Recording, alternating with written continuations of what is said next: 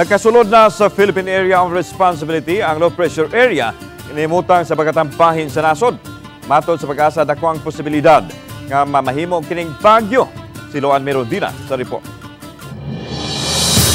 Alas 5 kaganihang kadlawon, nakasud na sa Philippine Area of Responsibility ang low pressure area.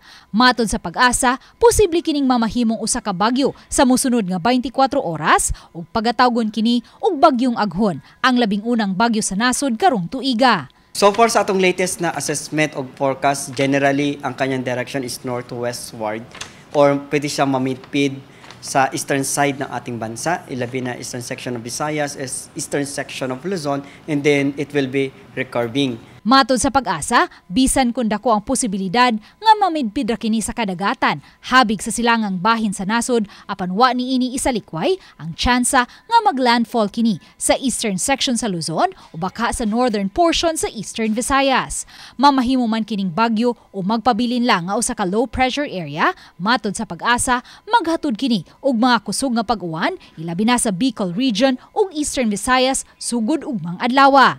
Samtang ang central Visayas makasinati usab og mga pag-uwan nunod sa trough kon extension sa bagyo o LPA. High likelihood na ta makasinati na mga pag-ulan sa central part of Visayas, which is natay nakita na mga light to moderate with occasional heavy rains.